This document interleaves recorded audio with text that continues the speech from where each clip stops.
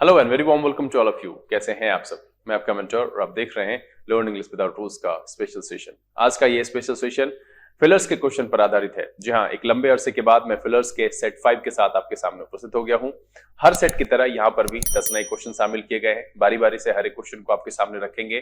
पहले से निर्धारित वही 20 सेकंड की समय सीमा आपको उपलब्ध कराई जाएगी। इस समय सीमा के अंदर आप क्वेश्चन को अटेम्प्ट करें, चाहे तरीका जो भी हो, सिलेक्शन, एलिमिनेशन, ग्रामेटिकल नॉर्म्स या फिर अंडरस्टैंडिंग। आप क्वेश्चन को अटेम्प्ट जरूर करिएगा। सही होता है तो भी आपको एक्सप्लेनेशन देखना है, क्योंकि मैं वहां पर वर्ड की मीनिंग बताता हूं, वो पार्ट्स ऑफ स्पीच की किस फैमिली मेंबर से रिश्ता रखता है, ये सारी नई जानकारी आपको वहां पर मिलेगी। साथ ही मेरी स्ट्रैटेजी आपको सीखने और समझने के लिए मिलेगा। अगर आपका आंसर गलत हो जाता है तो चिंता करने की जरूरत नहीं है, क्योंकि ये जैसे जैसे एपिसोड्स आगे बढ़ेगा तो आपकी जो कॉन्फिडेंस है वो भी बढ़ेगी। आपकी वोकैबुलरी अच्छी हो रही है, नए नए वर्ड्स जुड़ रहे हैं, साथ में आप स्ट्रैटेजी सीख रहे हैं कि किस तरीके से ग्रामेटिकल नॉर्म्स और सारी सूझबूझ जो एप्रोप्रिएट वन है उसको ध्यान में रखते हुए हम आंसर का चुनाव करते हैं। इन सारी चीजों से आप सीखेंगे और आगे उम्मीद तो यही है कि आप फिलर्स के क्वेश्चन में अच्छे अंक प्राप्त कर पाएंगे। मैंने पहले भी कहा है कि ऐसे बच्चे जिनको 6-7 के बाद नंबर्स नहीं आते हैं उनको अभी लगातार इस एपिसोड के साथ बने रहना होगा। मैं यहां पर कोशिश करूंगा कि अब सेंटेंस इंप्रूवमेंट और फिलर्स के एपिसोड को रेगुलर किया जाए, क्योंकि पिछले दिन एसबीआई ने अपनी क्लर्क की नोटिफिकेशन आउट कर दी है और ये सारे क्वेश्चन पैटर्न के जो क्वेश्चंस हैं वो इंपॉर्टेंट होते हैं। प्री में भी पूछा जाता है, मेन में भी पूछा जाता है, इसलिए चैनल के साथ बने रहिएगा। वीडियो को शुरू से अंत तक देखिए। चलिए यहां पर सेशन की शुरुआत करते हैं। नोटबुक और पेन लेकर के तैयार हो जाइए। देखा जाए कि आज के सेट में कौन कौन से 10 नए क्वेश्चन हैं और उसमें कौन कौन से नए वर्ड्स सीखने के लिए मिलते हैं। चलिए देखा जाए।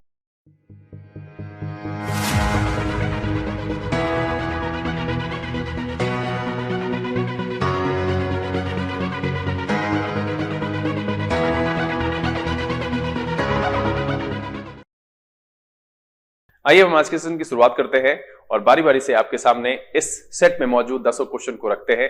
मैंने पहले ही कहा है कि आपको अटेम्प्ट जरूर करना है, क्योंकि अगर आप अटेम्प्ट करेंगे, क्योंकि कुछ शब्द ऐसे होते हैं जिसकी मीनिंग आपको कहीं ना कहीं पता होती है, और चूंकि मैं समझता हूं कि आप न्यूज़पेपर रीडर है, आप रेगुलर अपनी रीडिंग एफिशिएंसी को बढ़ाने के लिए न्यूज़पेपर पढ़ रहे हैं, तो उस लिहाजा इतना तो तय है कि 10 में से 2-3 नंबर आप आसानी से प्राप्त कर सकते हैं। आप इस सेट की समाप्ति के बाद अपने अंक नीचे लिख करके मुझे बताएंगे जरूर, और अगर कोई परेशानी होती है वो भी बिल्कुल लिखिए कमेंट में नीचे। आप अपनी दिक्कत या कुछ ऐसी बात जो कि मेरे एक्सप्लेनेशन से मिसमैच हो गई है उसको भी आप रखिए। कोशिश करेंगे जल्द से जल्द आसान शब्दों में उसको समझाने की कोशिश की जाए, और उसके लिए हम एक एपिसोड लेकर के आपके सामने उपस्थित होंगे। सेशन को शुरू करेंगे, लेकिन उससे पहले जो लोग इस चैनल पर नए हैं, चैनल को सब्सक्राइब कर लीजिए, बेल आइकन जरूर प्रेस कीजिएगा, ताकि आज अपलोड की गई वीडियोस की नोटिफिकेशन आपको मिले और आपका कोई भी सेशन मिस ना हो। वीडियो भगा भगा करके नहीं देखिएगा, वरना उतना फायदा नहीं होगा जितना इस वीडियो में प्रयास करके डाला गया है। चलिए आज के सेशन का पहला क्वेश्चन जो है वो आपके सामने आ गया है। समय की व्यवस्था मैं आपके लिए कर दूं और आपका समय शुरू होता है अब।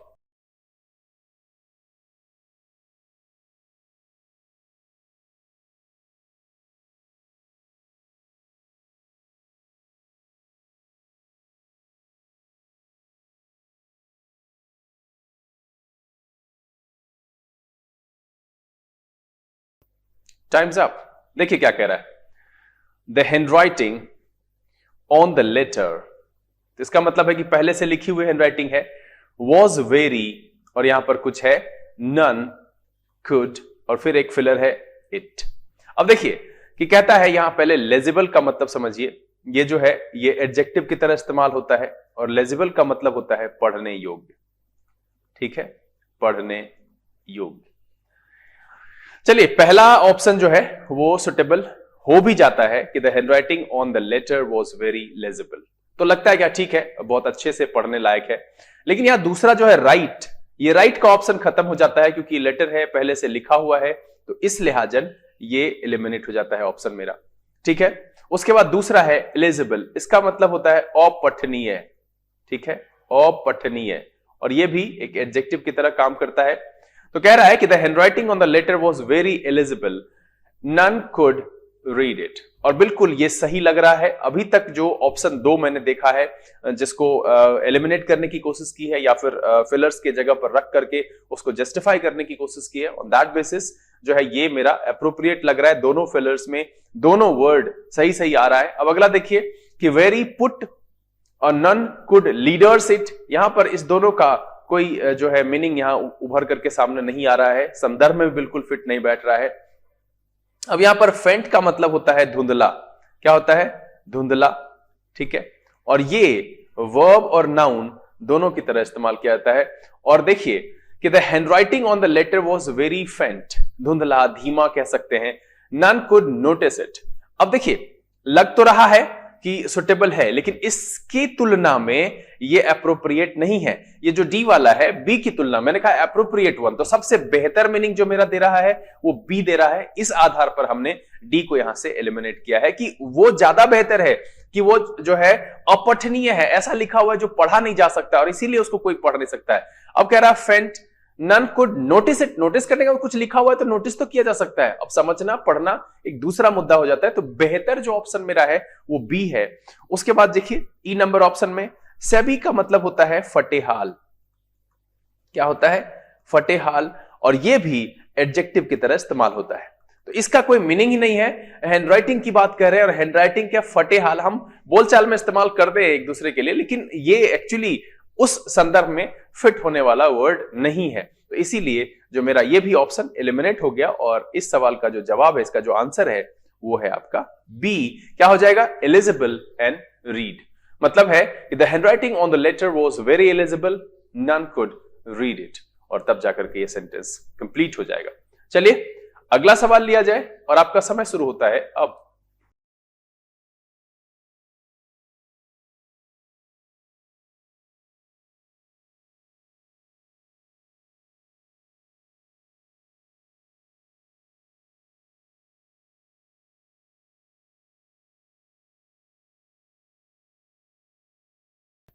Time's up. देखिए यहां पर क्या कह रहा है, एक वर्ड है, पहले इसको आपको बता दे, एट्रीब्यूट एक वर्ड है, नाउन की तरह इस्तेमाल होता है, यहां पर उसको वर्ब की तरह इस्तेमाल किया गया है, ये पास्ट पार्टिसिपल है, कैन बी एट्रीब्यूटेड। एट्रीब्यूट का मतलब होता है विशेषता, इससे आपको सेंस मिल जाएगा, विशेषता, सहज गुण, या आप कह सकते हैं लक्षण। ठीक, कह रहा है द डीले, इस शब्द पर ध्यान रखिएगा, द डीले, बात डीले की हो रही है। इन कंप्लीटिंग टास्क, ठीक है, कंप्लीटिंग टास्क और एक फिलर यहां पर है, can be attributed.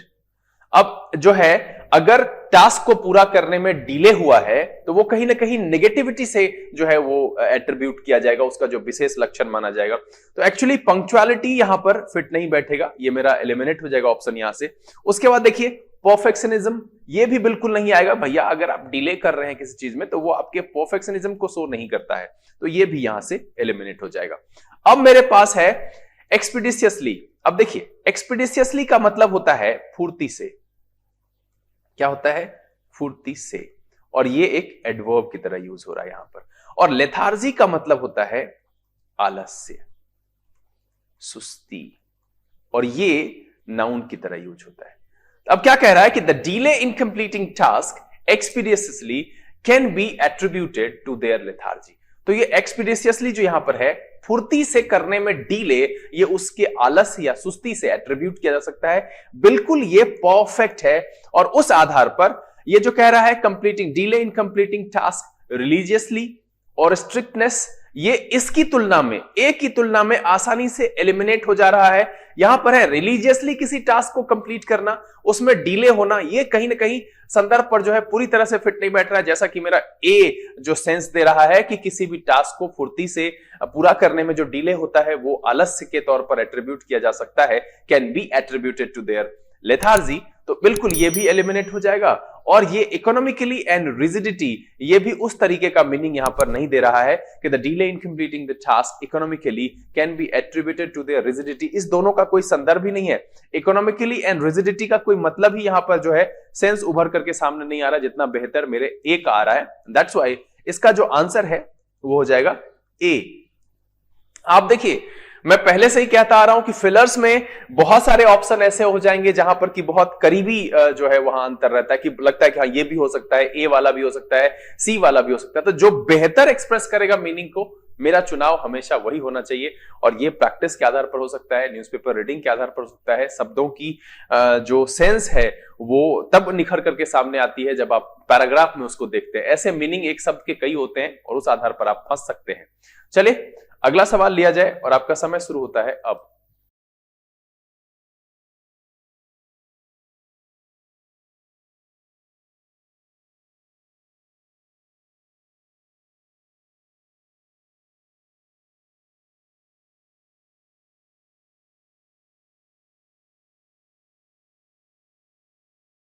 Times up. देखिए क्या कह रहा है, ही फॉर हैविंग कॉज्ड, फिर दूसरा फिलर है टू द रेसिडेंट्स। अब देखिए कह रहा है कि ही क्वेश्चनड, यहां पर अगर हम इसको रखें पहले वाले को तो ठीक लग रहा है, लेकिन ये कॉज्ड ऑथेंटिसिटी, ये यहां पर जो है इस वर्ड के साथ, कॉज्ड के साथ ऑथेंटिसिटी फिट नहीं बैठ रहा है, तो इस लिहाजन ये ऑप्शन मेरा यहां से एलिमिनेट हो गया। दूसरा क्या कह रहा है कि ही एपोलोजाइज्ड। एपोलोजाइज का मतलब होता है माफी मांगना, ठीक है, क्षमा याचना करना। इसका मतलब क्या होता है, क्षमा याचना करना, और ये वर्ब की तरह इस्तेमाल होता है। इम्पेशेंस का मतलब होता है अधीरता, ठीक है, अधीरता, और ये जो है नाउन की तरह इस्तेमाल होता है। तो अब देख क्या कह रहा है कि he apologized for having caused impatience to the residents. अब देखिए यहां पर जो है मीनिंग कुछ गड़बड़ हो गया कि ही एपोलोजाइज्ड, हमने क्षमा मांगा, फॉर या उसने मांगा for having caused impatience to the residents. यहां मीनिंग अटपटा हो गया। भाई मैं अधीर हो सकता हूं, ठीक है, और उनको अधीर कैसे कर सकता है, किसी भी व्यक्ति को कोई अधैर्य कैसे कर सकता है, सिचुएशन अधैर्य कर सकता है। यहां पर जो सेंस है वो बेहतर यहां ये मीनिंग एक्सप्रेस नहीं कर पा रहा है कि he apologized for having caused impatience. ये कॉज्ड इम्पेशेंस होने का थोड़ा सा संदर्भ जो है वो फिट नहीं बैठ रहा है, वर्ड का चुनाव यहां पर जो सही नहीं है। तो हम आगे ऑप्शन देखते हैं, अदरवाइज फिर देखेंगे। फिर कह रहा है सी नंबर में कि ही रिग्रेटेड, और रिग्रेट का मतलब होता है पश्चाताप करना। क्या होता है, पश्चाताप करना। रिग्रेट जो वर्ड है ये वर्ब की तरह इस्तेमाल होता है और नाउन की तरह इस्तेमाल होता है। कहता है he regretted for having caused inconvenience, और देखिए इनकन्वीनियंस का मतलब होता है असुविधा से, ठीक है, इनकन्वीनियंस का मतलब होता है असुविधा से, ठीक है, दुख पहुंचाने से, दुख पहुंचाने से, दुख पहुंचाना, ठीक है, कष्ट देना, ये सब जो है कष्ट देना, ये वर्ब और नाउन दोनों की तरह इस्तेमाल होता है।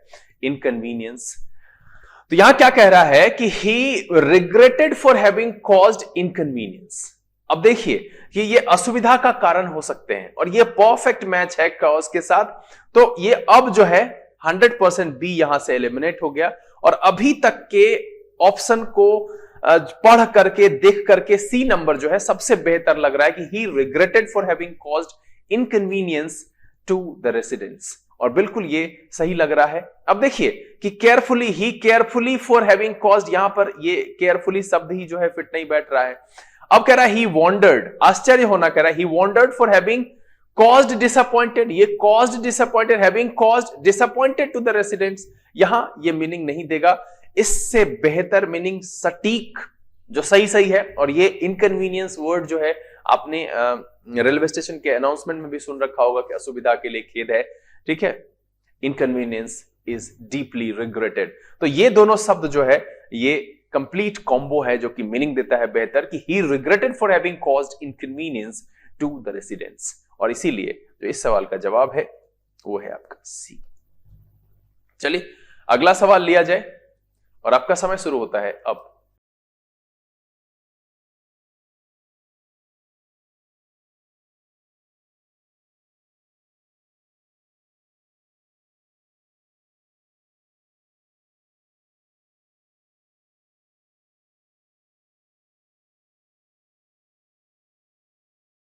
Times up. देखिए क्या कह रहा है कि द न्यू, एक फिल इन द ब्लैंक्स है, in the defence field are quite, एक फिलर है, एंड हेंस एप्रिसिएबल। तो जो एप्रिसिएबल है इसका सेंस क्या है, पॉजिटिव है, तो यहां पर कोई एक अच्छा वर्ड होगा तभी उसका मीनिंग आएगा। अब देखिए क्या कह रहा है कि the new ideas in the defence field are quite noble, बिल्कुल नया है, एंड हेंस एप्रिसिएबल। अब देखिए ये मीनिंग को ठीक ठीक कन्वे नहीं कर पा रहा। आइडिया ठीक है, ठीक है, डिफेंस फील्ड में जो नया आइडिया है वो एकदम बिल्कुल नया है, तो एप्रिसिएबल कैसे हो जाएगा? नया है, उसके बेनिफिट्स आएंगे, वो जब अप्लाई किया जाएगा, जब इंप्लीमेंट होगा, जब उसके बेनिफिट्स आएंगे, देन वो एप्रिसिएबल हो सकता है। ये नया आइडिया का एप्रिसिएबल होना कहीं ना कहीं इलॉजिकल है, लॉजिक पर नहीं आता है, इसलिए यहां से जो है खत्म हो जाएगा। अब देखिए, ये जो सब स्टैंडर्ड वर्ड है, इसका मतलब होता है घटिया, और ये एडजेक्टिव की तरह प्रयोग होता है। ये यहां से एलिमिनेट हो गया कि अगर हम क्वाइट सब स्टैंडर्ड यूज करेंगे कि बिल्कुल ही घटिया है, तो एप्रिसिएबल कैसे होगा? वो विवादास्पद हो गया, मेरा एलिमिनेट हो गया, यहां से खत्म हो गया। अब कह रहा है इंसेंटिव। इंसेंटिव का मतलब होता है प्रेरणा या प्रोत्साहन, ठीक है, प्रोत्साहन, ठीक है। इंसेंटिव शब्द जो है वो नाउन की तरह इस्तेमाल होता है। अब कह रहा है कि the new incentives in the defence field are quite diplomatic. अब डिप्लोमेटिक होता है ना कि जब कहीं पर कोई जो है स्थिति बिगड़ने वाली हो, तो उसके लिए जो कुछ ढंग से स्टेप लिए जाते हैं। एक्चुअली ये शब्द जो है कहीं ना कहीं राजनीति से जुड़ा हुआ है कि डिप्लोमेटिकली मतलब है कि स्थिति को बदतर होने से बचाए रखने के लिए जो जिस तरीके की स्ट्रेटजी फॉलो की जाती है उसको डिप्लोमेसी कहते हैं। तो यहां पर इस दोनों का मिल करके जो है यहां सेंस कंप्लीट इसमें नहीं हो रहा है कि quite diplomatic and hence appreciable. ये एप्रिसिएबल जो है कहीं ना कहीं प्रशंसा का है, वो शो कर रहा है कि नहीं कुछ बहुत अच्छा है। तो इस सेंस में कहीं पर भी ऐसा नहीं आ रहा है, तो इसको हम एलिमिनेट कर सकते हैं यहां से, बट हम अंडर कंसिडरेशन रख रहे हैं। अब आगे देखिए कि the new appointments in the defence field are quite sensitive, hence appreciable. यहां से सेंसिटिव वर्ड की वजह से जो है, सेंसिटिव है तो एप्रिसिएबल नहीं हो सकता है भाई, वहां पे कॉशस रहने की जरूरत हो सकती है, संवेदनशील होगा तो ध्यान देने की जरूरत हो सकती है। प्रशंसा के योग्य वहां कहना इस संदर्भ में फिट नहीं बैठेगा, आराम से एलिमिनेट हो जाता है। अब आगे देखिए, हम देखते हैं सी को अंडर कंसिडरेशन रखा है मैंने कि द न्यू इन्वेंशंस, खोज है और एडमायरेबल। ये बड़ा ही परफेक्ट लग रहा है कि the new inventions in the defence field are quite admirable and hence appreciable. कह रहा है कि जो इन्वेंशंस डिफेंस फील्ड में हुआ है नया, वो एडमायरेबल है और इसीलिए एप्रिसिएबल है। ये बेहतर मीनिंग दे रहा है सी से, इसलिए ये भी यहां से एलिमिनेट हो गया। दैट्स व्हाई जो मेरा आंसर है वो हो गया ई। इन्वेंशंस का मतलब खोज, एडमायरेबल का मतलब प्रशंसनीय। तो the new inventions in the defence field are quite admirable and hence appreciable, इसलिए जो सवाल का जवाब है वो है ई। चलिए अगला सवाल लिया जाए और आपका समय शुरू होता है अब।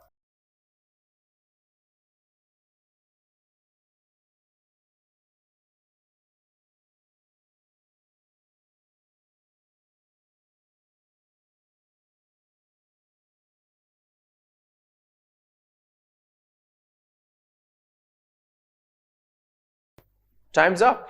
देखिए क्या कह रहा है, गिविंग अनफेयर। अब इसके बाद एक फिल इन द ब्लैंक्स है, to one's relatives in the matter of appointments. Appointments का मतलब है नौकरी वोकरी में appointments, and such other benefits. तो बेनिफिट्स, अब देखिए इज, ये जो लाइन है ना, ये पिछले साल काफी चर्चा में रहा है कि बॉलीवुड में अक्सर एक जो है ऐसी रीति है कि अपने वो भाई भतीजावाद जिसको कहते हैं, तो उसके लिए देखिए कि ऑप्शन में कहीं देखे हुए ऐसा वर्ड, बिल्कुल ये देखिए नेपोटिज्म। नेपोटिज्म का मतलब होता है भाई भतीजावाद। क्या होता है? भाई भतीजावाद। जितने भी आईएसएम लगे हुए हैं ये सब के सब नाउन होते हैं। तो ये जो वर्ड है ये मेड फॉर ईच अदर है, कि मतलब ऐसा सेंस जहां पर कि हम अपने रिलेटिव्स को, नजदीक वाले को, रिश्तेदारों को, भाई को, भतीजे को किसी भी जगह पर अपॉइंटमेंट्स में या किसी लाभ का फायदा उठाने का अवसर देते हैं, उसके लिए जो है वर्ड यूज होता है नेपोटिज्म। और यहां पर फिर किसी ऑप्शन को अब जांचने की जरूरत नहीं है, मुझे वो दिख गया, गिविंग अनफेयर एडवांटेज, है ना। एडवांटेज का मतलब होता है फायदा, लाभ, ठीक। तो giving unfair advantage to one's relative in the matter of appointments and such other benefits is nepotism। और ये बिल्कुल परफेक्ट यहां पर फिट बैठता है, इसीलिए इस सवाल का जो जवाब है वो है आपका बी। चलिए कुछ कुछ वर्ड है, जैसे ये पैराक्यूलिज्म है, इसका मतलब होता है प्रांतीयता, है ना, किसी क्षेत्र को लेकर के जो ये होता है, प्रांतीयता कह सकते हैं, या फिर कह सकते हैं स्थानीयता कह सकते हैं, किसी जो लोकल कहते हैं ना, लोकल लोकल बोलते हैं कि भाई ये यहाँ का लोकल है, या फिर आप इसको कह सकते हैं संकीर्णता, ये इसके लिए इस्तेमाल होता है। उसके बाद जो है ये प्रैग्मेटिज्म का मतलब होता है रियलिज्म, मतलब है यथार्थवाद।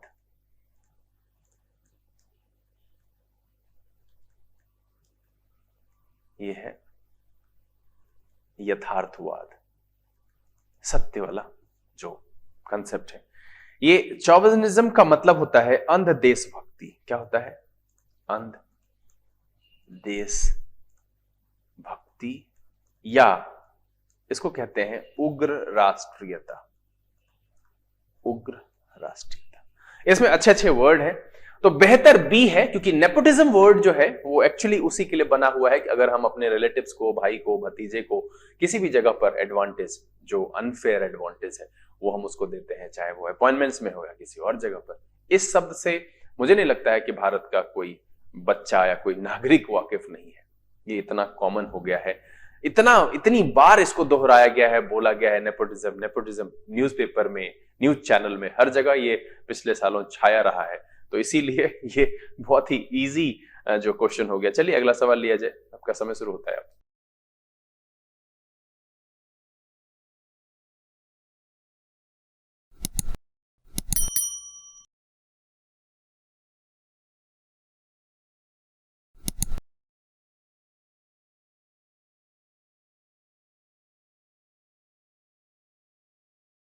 Times up. देखिए, डिस्पाइट का मतलब होता है के बावजूद, और यहां पर एक फिल इन द ब्लैंक से ऑफ रिसोर्सेस।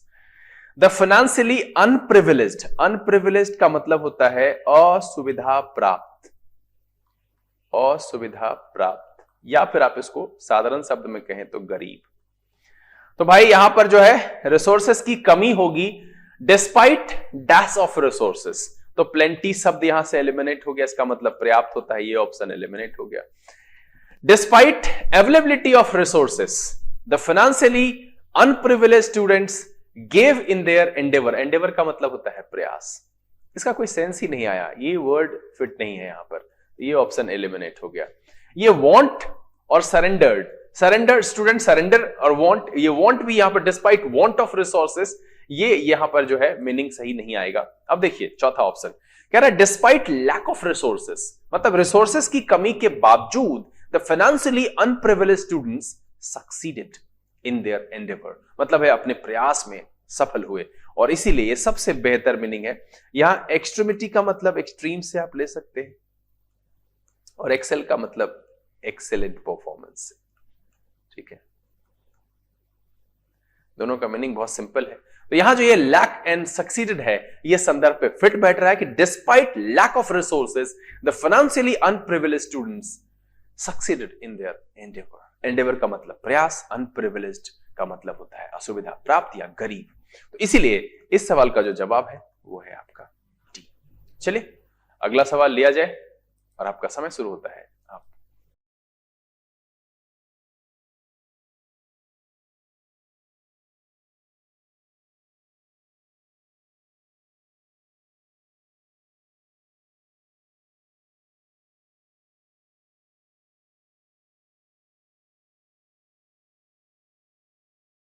Times up.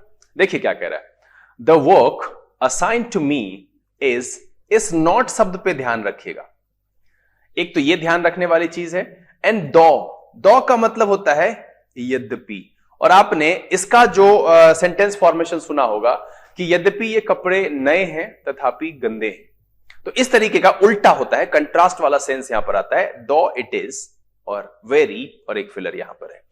तो यहां जो भी आएगा उसका उल्टा इधर आएगा, ये ध्यान रखना है दो की वजह से। अब वॉल्यूमिनस का मतलब होता है, ये एडजेक्टिव की तरह इस्तेमाल होता है, इसका मतलब होता है प्रचुर, घुमावदार, ठीक है। अब कह रहा है the work assigned to me is not voluminous, मतलब प्रचुर नहीं था, दो इट इज वेरी केयरफुल। अब ये काम केयरफुल थोड़ी हो सकता है, ये शब्द जो है यहां पर, ये उसको कंप्लीट मीनिंग में मदद नहीं करेगा उसकी, तो वहां से खत्म हो गया।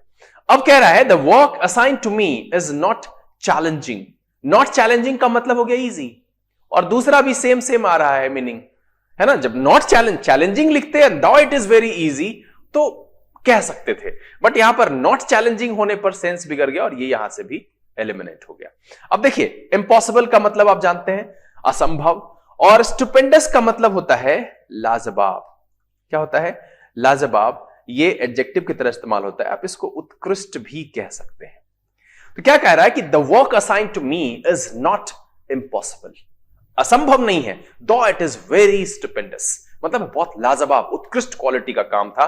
तो ये मेरा मीनिंग जो है लग रहा है कि बिल्कुल कंप्लीट मीनिंग दे रहा है कि भाई काम जो असाइन किया गया वो असंभव नहीं था, बट क्या था? स्टुपेंडस था, लाजवाब था, उत्कृष्ट क्वालिटी का था। सॉरी, उत्कृष्ट क्वालिटी का है, it is very very stupendous. तो बिल्कुल यहां पर जो है, अब देखिए इसको देखिए, एक्सेप्शनल। एक्सेप्शनल का मतलब फिर से होता है असामान्य, मतलब असाधारण जिसको कह सकते हैं, असाधारण।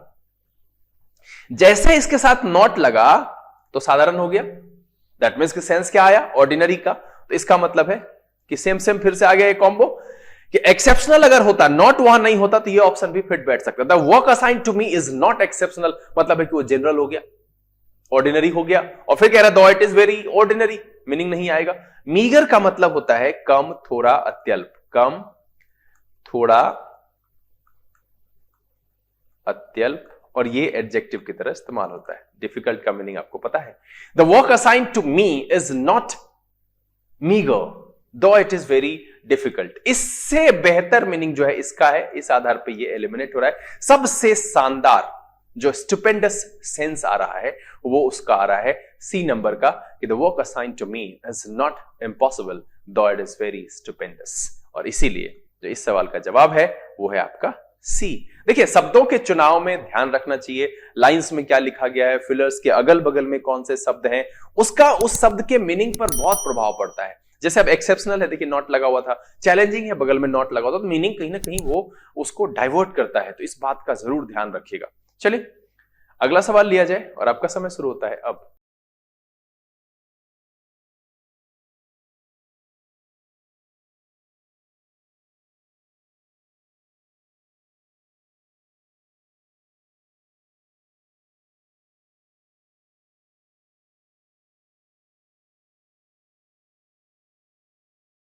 Times up. देखिए ये भी थोड़ा सा जो है वो क्वेश्चन है ऐसा जिसमें कि दो ऑप्शन आपस में लगेगा। The dash manner of the officer dash all his fears. अब देखिए हॉटी, हॉटी का मतलब होता है घमंडी। क्या होता है? घमंडी, और ये एडजेक्टिव की तरह इस्तेमाल होता है। एग्रेवेट का मतलब होता है बिगाड़ देना। क्या होता है? बिगाड़ देना, या है भड़काना, या है छेड़ना, और ये जो है वर्ब की तरह इस्तेमाल होता है। तो देखिए इसको एलिमिनेट आप नहीं कर पाएंगे, आपको लगेगा कि यही आंसर है कि the haughty manner of the officer, घमंडी और अविनयी जिसको कहते हैं कि घमंड से भरा हुआ मैनर, ये वहां पर तो घमंडी, मैनर घमंडी नहीं हो सकता है, उसके लक्षण, उसका जो बिहेव है, उसका जो व्यवहार है वो घमंडी हो सकता है। ये मैनर का घमंडी होना है। तो चलिए ठीक है, अगर हम इसको चला भी लें कि the haughty manner of the officer aggravated all his fears. अब फियर्स को बिगाड़ देना, भड़का देना नहीं, उसको बढ़ा देना, खत्म कर देना, ये हो सकता है।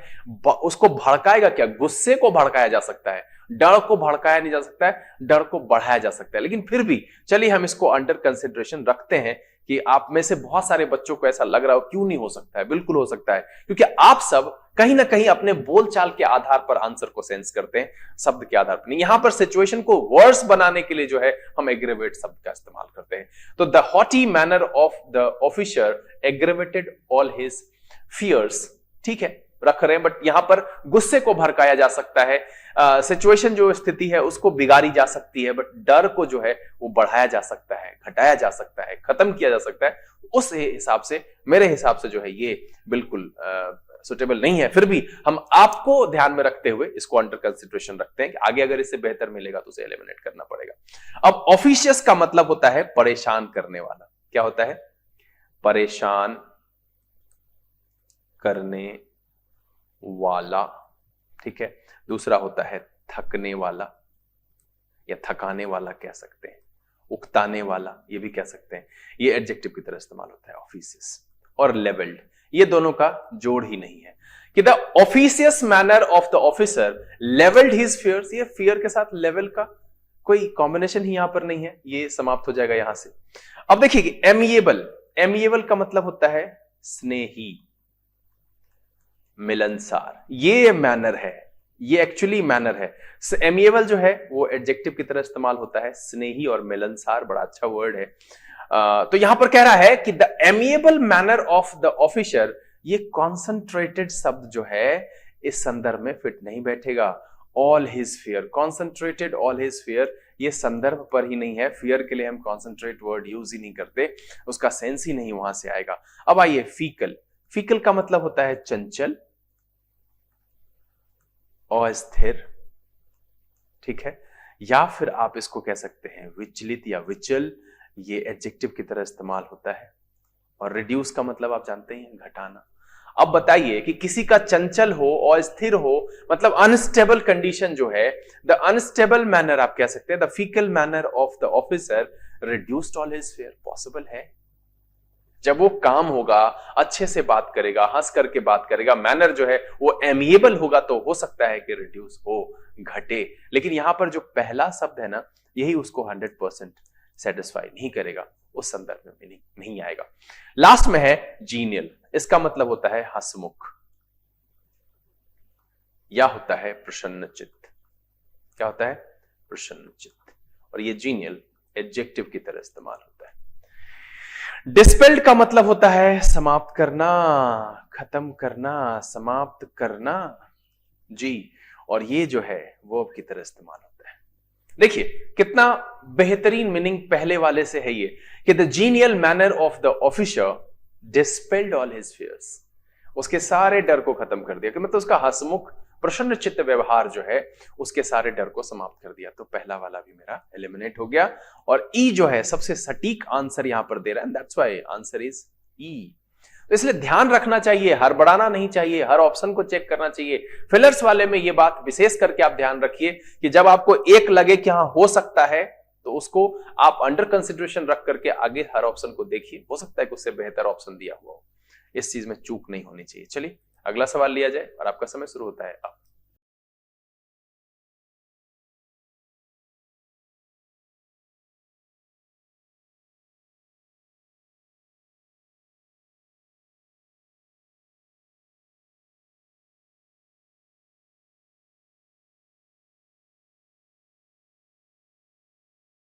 Times up. देखिए क्या कह रहा है, टू। अब इसके बाद क्या होगा? V1, ठीक है। कह रहा है टू विंडिकेट, और विंडिकेट का मतलब होता है साबित करना। क्या होता है? साबित करना, या होता है निर्दोष ठहराना। एटी वर्ब की तरह इस्तेमाल होता है। टू विंडिकेट हिज आर्ग्यूमेंट्स, ही होना चाहिए रेफर्स। यहां पर देखिए, है ना, ये मेरा एलिमिनेट हो गया। ऑप्शन सही लग रहा है, रेफर सेवरल रेफरेंसेस, लेकिन क्या है कि ये जो है गड़बड़ हो गया। या तो रेफर्ड होना चाहिए या रेफर्स होना चाहिए, जो भी आप उसमें लगा सकते हैं। रेफर शब्द वहां पर इस्तेमाल नहीं होगा, ठीक है। कहता है टू प्रेस, और प्रेस का मतलब दबाना जानते हैं, ठीक है। हिज आर्ग्यूमेंट्स, ही अनाउंस्ड सेवरल रेफरेंसेस, यहां पर ये मीनिंग नहीं दे रहा है ठीक ढंग से। दबाएंगे तो रेफरेंस कैसे देंगे, वो तो उजागर हो ही गया, तो इसीलिए ये एलिमिनेट हो गया यहां से। अब देखिए कि सब्सटेंशिएट का मतलब भी होता है साबित करना, साबित करना, या होता है सिद्ध करना। और ये एटी है, तो ये भी वर्ब की तरह इस्तेमाल होता है। देखिए to substantiate his arguments, he cited, और साइटेड की चर्चा मैंने इससे पहले की है। CIT एक वर्ड है, इसका मतलब होता है उल्लेख करना। और मुझे लगता है कि ये आप में से सबको पता होना चाहिए। मुझे लिख के बताइएगा जरूर किस किस को पता है, क्योंकि पिछले दिन सेंटेंस इंप्रूवमेंट के क्वेश्चन में SIGST, SIT और CIT, वहां पर मैंने उसका उल्लेख किया था, बताइएगा जरूर। तो एक्चुअली ये मीनिंग बिल्कुल सही लग रहा है कि to substantiate his arguments he cited several references, मतलब एक अपने आर्ग्यूमेंट को सच साबित करने के लिए उसने बहुत सारे रेफरेंसेस का उल्लेख किया। सही लग रहा है। अब कह रहा है कि to reveal his arguments he declared several references. Arguments जब है तो उसको रिवील क्या करेंगे भाई? ये आर्ग्यूमेंट्स को रिवील करने की बात यहां पर इस सी वाले के आधार पर जो है डी मेरा यहां से एलिमिनेट हो गया। और एवर्ट का मतलब होता है टालना, ये भी उतना बेहतर मीनिंग नहीं दे रहा है कि to clarify his arguments he averted several जो है रेफरेंसेस। यहां पर बिल्कुल नहीं, क्लैरिफाई करने के लिए हम अगर करेंगे तो एवर्ट क्यों करेंगे, लेकर के आएंगे, जुटाएंगे, बताएंगे, रेफरेंस देंगे, लिंक कराएंगे, उसको टालेंगे नहीं। तो इसीलिए ये यहां से एलिमिनेट हो जाएगा। सबसे बेहतर आंसर जो इसका है वो है आपका सी। चलिए आज के सेशन का आखिरी सवाल लिया जाए और आपका समय शुरू होता है। आप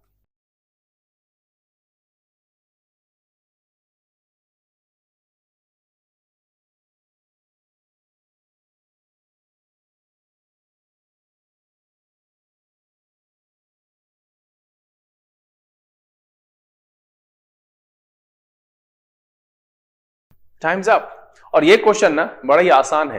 क्या कह रहा है कि he was by letter that he had selected. अब यहां पर जो है इसको किसी ने कुछ कहा है, लेटर के द्वारा सूचना दिया, बताया, नोटिस किया, इन्फॉर्म किया, जो भी अपने मन में आपको आ रहा है, that he had selected. He had, या तो ये फिलर होना ही नहीं चाहिए, और अगर फिलर होगा तो किसी के द्वारा चुना गया है। तो मेरे पास दो ही ऑप्शन है, बिन। ठीक है, ये भी हो सकता है ही हैड नॉट सेलेक्टेड, इसको भी अंडर कंसिडरेशन रखते हैं। ही हैड फाइनली सेलेक्टेड रख सकते हैं। देखते हैं, कह रहा है कि he was informed by letter that he had been selected. तो ये सबसे सटीक लग रहा है कि उसे सूचित किया गया पत्र के द्वारा कि उसका चुनाव किया गया, कर लिया गया है ना, कर लिया गया था, उसे सूचित किया गया कि उसका चुनाव हो गया। तो ही वॉज इन्फॉर्म्ड, ये बेहतर लग रहा है कि by letter that he had been selected. सही आ रहा है, हम आगे ऑप्शन भी देखेंगे। और कह रहा है ही वॉज टोल्ड, उसे कहा गया by the letter that he had not selected. अब ये देखिए कि जब ही है कि लेटर के द्वारा इसे कहेगा तो कहने वाला कोई और है, सेलेक्ट करने वाला भी कोई और होगा। तो ये जो सिलेक्शन का रिसीवर हो जाएगा और पैटर्न क्या हो जाएगा, पैसिव हो जाएगा। तो एक्चुअली यहां पर जो बनता है मेरा बिन ही बनता है, दूसरा कुछ बनता नहीं है। तो ये भी एलिमिनेट हो गया, उस हिसाब से मेरा ये भी एलिमिनेट हो गया। जब भी हम कह रहे पिछला हिस्सा जो ही वॉज स्टेटेड, अगर हम इसको भी मान लेते हैं तो फाइनली फिर वहां पर नहीं होगा, बिन तो लगना ही लगना है। क्यों? क्योंकि ही जो है रिसीवर है, उसको पत्र लिख करके सूचित किया गया कि भाई उसका चुनाव किया, हो गया उसका चुनाव। तो ये बताने के लिए अब ऑफर्ड है, ऑफर्ड से बेहतर है इन्फॉर्म्ड। ऑफर नहीं करते, ऑफर शब्द जो है इस संदर्भ में बिल्कुल फिट नहीं बैठेगा। पत्र लिख करके सूचित किया जाता है कि आपका चुनाव हो गया, इसीलिए यहां पर ये भी आपका एलिमिनेट हो गया। बड़ा ही आसान सा है, इसका जो आंसर है वो है आपका ए, कि he was informed by letter that he had been selected. उम्मीद करता हूं कि आज के सेशन में जो ये 10 क्वेश्चन फिलर्स के रहे, आपको मजा आया होगा इसे सॉल्व करके, और एक्सप्लेनेशन में जो वर्ड आपने सीखे वो भी आपके लिए नए होंगे अमूमन सारे, और आप अच्छे अंक प्राप्त किए होंगे। आप अपना अंक मुझे नीचे लिख करके सूचित जरूर करें। उम्मीद करता हूं कि आपने सेशन को एंजॉय किया होगा और ये वीडियो आपको अच्छा लगा होगा। अगर ये वीडियो आपको पसंद आया आप इसे लाइक कर दें। अगर आपने चैनल सब्सक्राइब नहीं किया प्लीज सब्सक्राइब कर लीजिए, बेल आइकन जरूर प्रेस कीजिएगा ताकि यहाँ से अपलोड की गई वीडियोस की नोटिफिकेशन आपको मिले और आपका कोई भी सेशन मिस ना हो। ध्यान रहे, अगर आपने चैनल सब्सक्राइब नहीं किया है प्लीज सब्सक्राइब कर लीजिए। ज्यादा से ज्यादा लोगों को बताइए, शेयर कीजिए, लाइक कीजिए, कमेंट कीजिए। इस सब में कंजूसी नहीं कीजिएगा, क्योंकि यही है जो मुझे खींचकर इस स्टूडियो तक लेकर आता है। इस कोविड के सिचुएशन में भी मैं काफी दूरी तय करके यहां तक आता हूं। सिर्फ आपकी मांग, आपके कमेंट, आपके लाइक्स मुझे मजबूर करते हैं कि नहीं वीडियो उपलब्ध कराना चाहिए। वैसे भी SBI क्लर्क की नोटिफिकेशन आउट हो चुकी है, आप सबको जो है सटीक इंफॉर्मेशन प्राप्त हो चुकी होगी। तो इसीलिए यहां पर मैं उसके लिए कुछ स्पेशल लेकर के नहीं आया हूं। आप सब इंफॉर्मेशन गैदर करें, पढ़ाई करें। मैं यहां पर कोशिश करूंगा कि प्रत्येक दिन SBI एग्जाम ओरिएंटेड जो भी कुछ है वो ज्यादा कर सकूं। मैं यहां पर बिल्कुल नहीं कह रहा हूं कि रेगुलर कोर्स को बंद कर रहा हूं, नरेशन अब नहीं पढ़ाऊंगा, ऐसा कुछ भी नहीं है। अगर आपको लगता है कि मुझे कुछ शामिल करना चाहिए अपने इस वीडियो सेशन में तो आप मुझे नीचे लिख करके बताइए। एक्सप्लेनेशन के दौरान कुछ परेशानी रही वो भी मुझे कमेंट करके बताइए, लिखिए, उसका जवाब जल्द से जल्द लेकर के आपके सामने उपस्थित होंगे। समय यहां से विदा लेने का, लेकिन एक ही बात कहूंगा, घर में रहिए, स्वस्थ रहिए, सुरक्षित रहिए, अपना और अपने परिवारजनों का ख्याल रखिए। मिलते हैं अगले दिन बहुत जल्द रोचक एपिसोड के साथ। तब तक के लिए लर्निंग दिस विदाउट रूल्स के सेशन से this is BK Singh signing off. Keep reading, keep practising. Thank you, god bless you.